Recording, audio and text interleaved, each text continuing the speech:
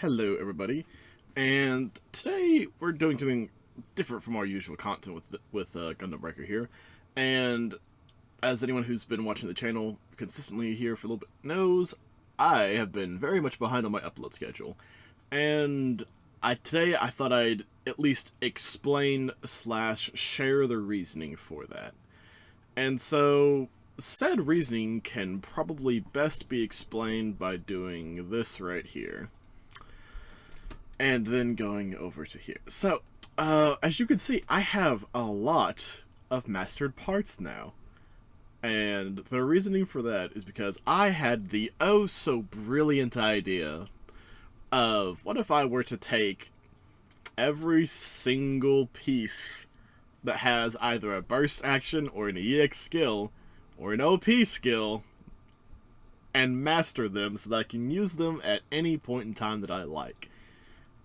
Now, normally, on the one hand, yes, that seems like a wonderful idea. However, when you go and start actually doing it, and when you go into the synthesizing, and you need... Oh, here, let me just take some random part. Take this random double zeta, for instance, and you go to Parts Evolver, and you need 35 just to get its rarity maxed. Yeah, believe it or not, that takes a lot of plastic. And so I've actually been using the Atomics Gundam to farm the survival missions over and over and over to get said plastics, and that is what has been eating up such a large amount of my time. Just trying to get them all made in the first place. They're not leveled up any either, it's just I've been going through and it's like, would I ever want to use Dummy Shell as a mastered skill potentially? Maybe, maybe not, but now I can. Now, unfortunately, I also started this process in a little bit of a dumb fashion, in the sense that there are some parts that have OP skills on them that are not necessarily worth mastering. Like, I can't tell you how many now technically mastered Beam Saber OP skills I have, because I didn't go and pay attention to what actual skills I was mastering on some of them. And so that's why the heads have so much less masters, because either it was a repeated skill or a similar skill area had into effect, etc., etc. And so the heads were done as properly as can be, and the rest of it's a little bit hodgepodge because I've started getting tired of doing it all. But what this does sort of cause an issue of is now when you go here to look through your skills, you can see I have an entire slew of mastered EX skills, and so making it to where you can find what you're needing in those can be a bit of a slog. And the only semi-effective way I've found to do that is to come in here, hit sort, go over here to the filter, and as you see, you can press Y to toggle everything on and off. And so if you know a specific skill you're looking for, you can start, like say, I'm gonna want to find the funnel missiles because it's literally the only thing that has that icon from the Zai Gundam. Boom, you can find them. However, if you forget you've toggled it off, it makes it very confusing. It's like, okay, I know I have something equipped that should have this skill. Why can't I find it? It could be that reasoning. Also, it just takes a lot of time, and basically, do as I say, not as I do, learn from my mistakes kind of a moment. I would very much encourage you all to not do this. Unless, I'd say only master a part if you know you really want to use that skill, or if you're using it as part of a build. That's the two reasons I see to do all this.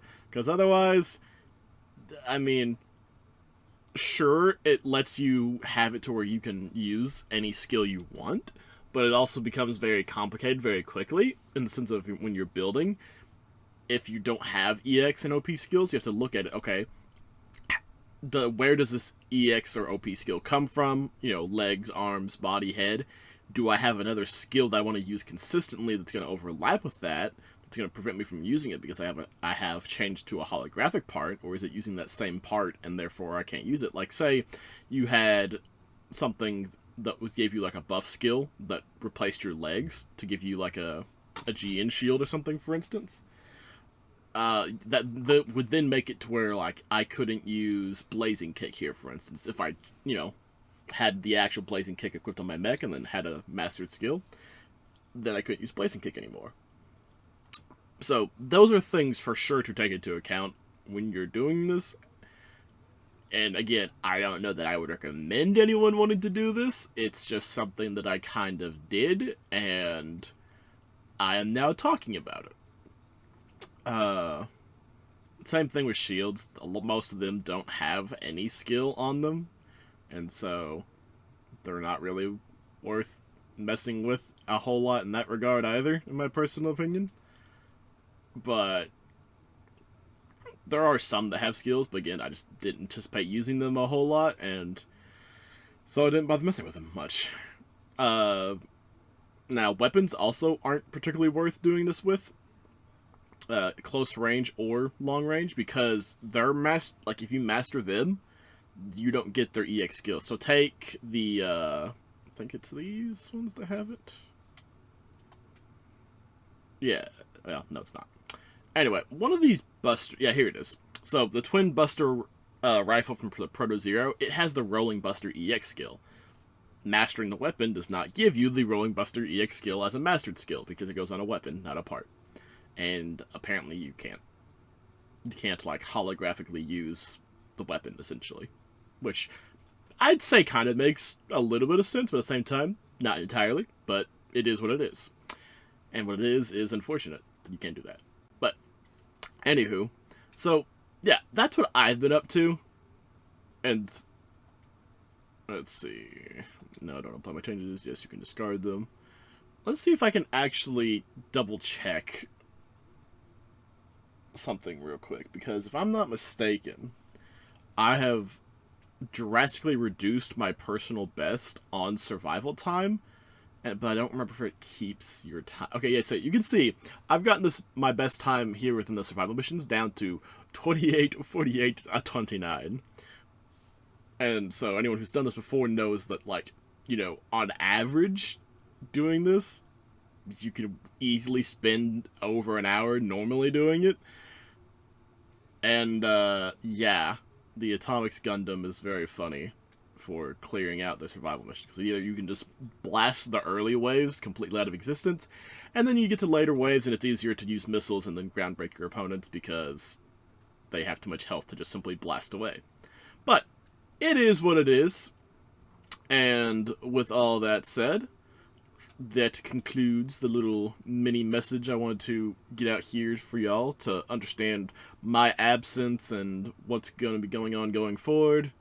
And just sort of a little update. Now, I am planning to get back in towards the Gundam build series to show off the various builds that I've been making and whatnot as well in the background when I got tired of grinding. I have a couple that are almost ready to show off, or are ready to show off. And so yeah, you can look forward to that. And without further ado, I'll see you all in the next one. Bye-bye.